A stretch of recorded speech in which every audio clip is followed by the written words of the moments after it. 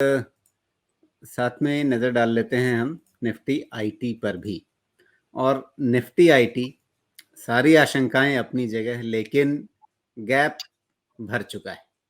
अब इसके आगे जो एक मतलब बाधा दिख रही है वो है 20 डे मूविंग एवरेज की, और उसके बाद 50 डे और 200 डे, ये दोनों जो है यहाँ चार्ट में पर्पल लाइन बैगनी रेखा और लाल रेखा 200 दिनों की मूविंग एवरेज की, बैगनी रेखा 50 दिनों के मूविंग एवरेज की, दोनों साथ में आते हुए, हालांकि स्ट्रक्चर यहाँ पर डेथ क्रॉस का बनेगा, बन ही जाएगा, लगभग तय है, लेकिन गैप को भर चुका है। अब या तो इसे यहीं से पलट जाना चाहिए, या फिर अगर 20 डे मूविंग एवरेज भी पार होता है तो फिर कुछ और आगे ऊपर जाने की गुंजाइश आईटी, निफ्टी आईटी के चार्ट में बन सकती है।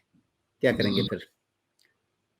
निफ्टी आईटी इंडेक्स चूंकि ओवरसोल्ड से निकल रहा है, 28,500 तक जाने के चांसेस तो बन गए हैं। अब देखते हैं जाता है या नहीं जाता है।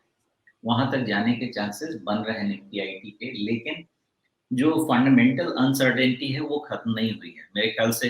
अभी तक तो फर्स्ट रिपब्लिक बैंक यूएस में उड़ने की खबर तो आ जानी चाहिए थी, या फिर कोई तो वहां से रिस्ट्रक्चरिंग या कुछ खबर आ जानी चाहिए थी। मुझे नहीं पता अभी तक आई है कि नहीं आई।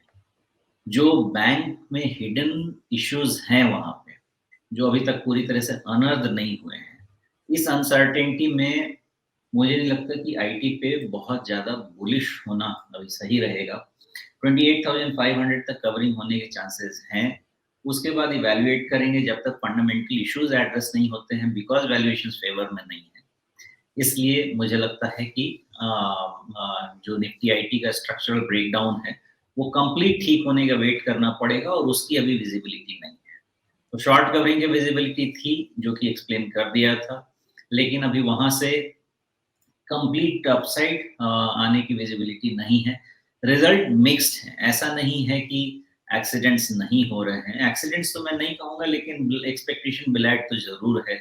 आई थिंक 2-3 कंपनीज के जो रिजल्ट्स मैंने देखे, एटीआई के मैंने रिजल्ट देखे, ये भी एक्सपेक्टेशन से नीचे है।